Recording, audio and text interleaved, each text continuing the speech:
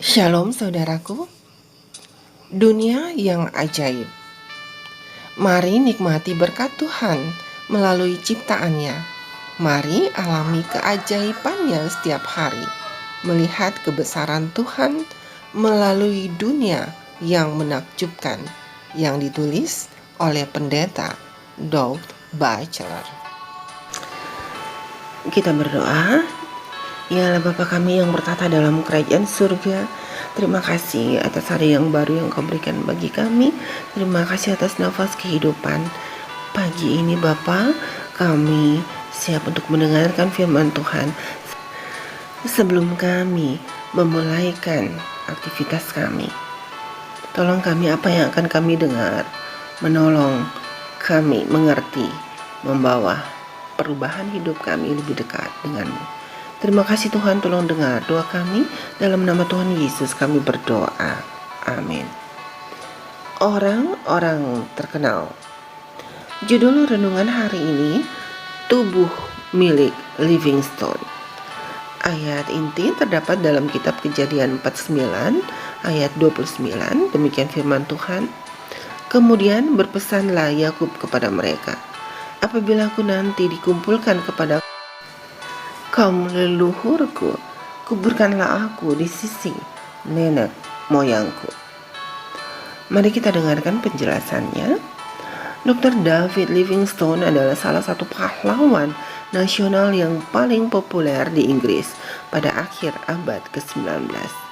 Dia bukan hanya seorang misionaris ke Afrika, tapi juga seorang penyelidik ilmiah, penjelajah, pembaharu, dan pejuang anti perbudakan.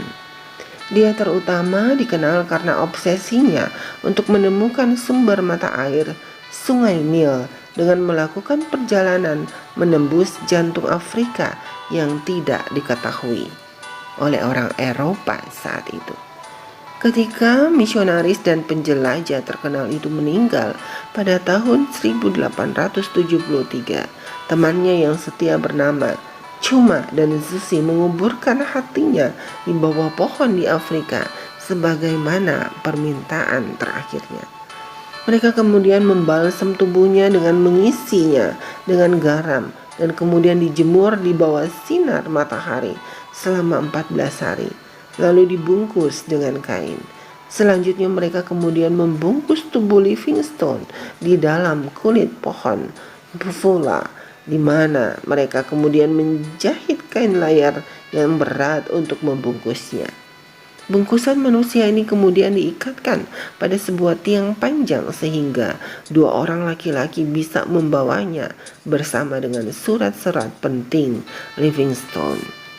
Kedua teman Livingstone tersebut kemudian memulai perjalanan 11 bulan yang berbahaya dan epik sejauh 1609 km ke Zanzibar.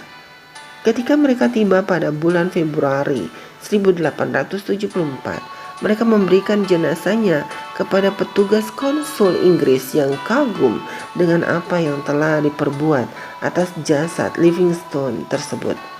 Ketika tubuh tersebut tiba di Inggris pada tanggal 15 April, ada beberapa orang yang tidak percaya akan identitas jenazah tersebut. Namun setelah pemeriksaan lengan kiri, mereka melihat bekas luka mengerikan akibat serangan singa yang dialami Livingstone. Pada saat itu semua keraguan pun menghilang.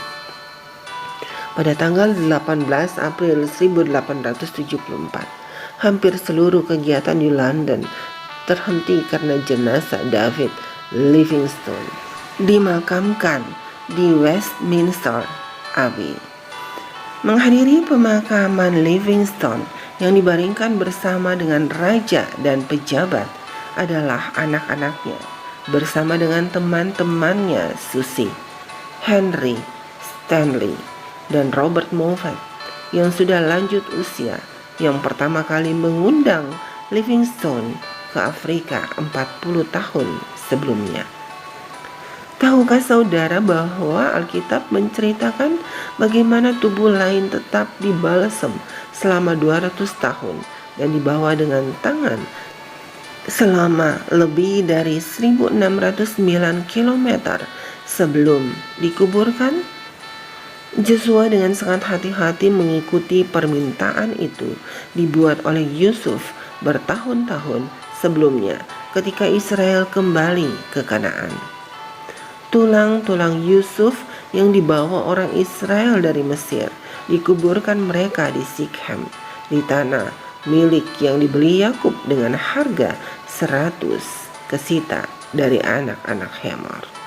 Kita bisa baca dalam kitab Yosua 24 ayat 32. Saudaraku, suatu hari nanti semua yang tidur di kubur menunggu kedatangan Kristus akan bangun dan masuk dalam kehidupan abadi. Tidak akan ada lagi perpisahan, tidak akan ada lagi penyakit yang membunuh, dan tidak ada lagi kematian. Doa kita hari ini, Tuhan yang baik, terima kasih kami baru saja belajar tentang seorang yang bernama David Livingstone. Tubuh milik David Livingstone diawetkan. Kami percaya di dalam kitab-Mu yang suci, di sana juga dijelaskan bahwa ada seorang yang tubuhnya bisa awet dalam jangka waktu yang lama, yaitu seorang yang bernama Yusuf.